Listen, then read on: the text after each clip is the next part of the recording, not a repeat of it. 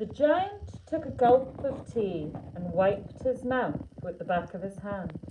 "Call me Hagrid," he said. "Everyone does.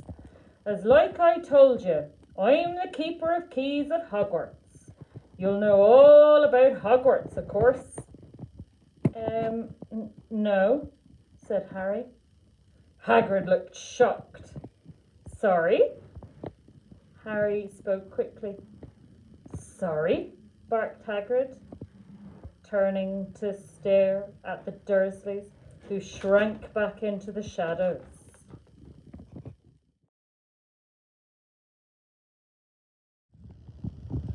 The highway rat was a baddie. The highway rat was a beast. He took what he wanted and ate what he took. His life was one long feast. His teeth were sharp and yellow. His manners were rough and rude. And the highway rat went riding along the highway and stealing the travellers' food. A squirrel came bounding along the road, then stopped with a shake and a shiver. For reining his horse was the highway rat, who thundered, "Stand and deliver! Give me your buns and biscuits, give me your chocolate eclairs, for I am the rat of the highway, the highway, the highway. Yes, I am the rat of the highway, and the rat thief never shares." Winnie's school dinner. "I spy with my little eye something beginning with W," said Winnie. Wilbur pointed. "Not Winnie," said Winnie.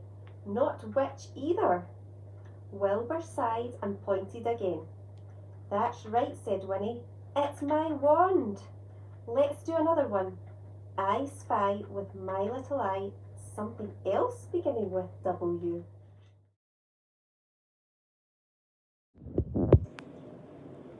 "This," said Dad, "is a story called The Prince and the Witch and the Thief and the Bears."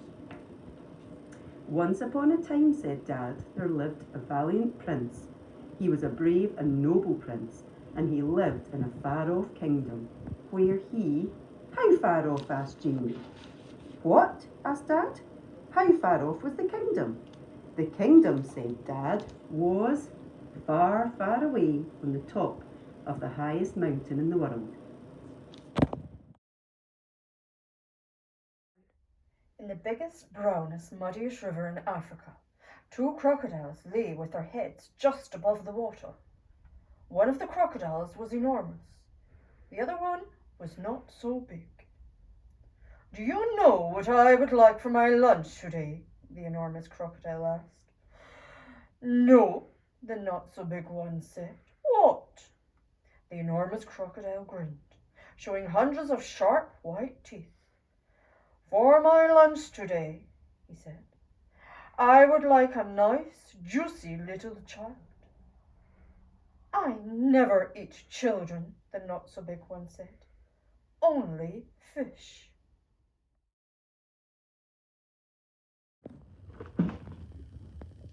Nothing like this man had ever been seen in Privet Drive.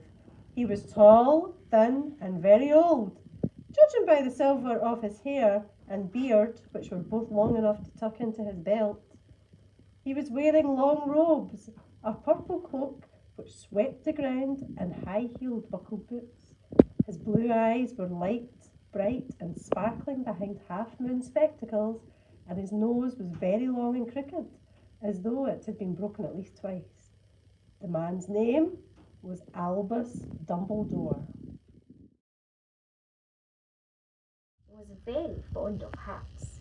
He had big hats, small hats, tall hats, floppy hats, stripy hats, feathery hats, and suitable for every and any occasion sort of hats. In fact, he had so many hats you would need more than all your fingers and all your toes to count them.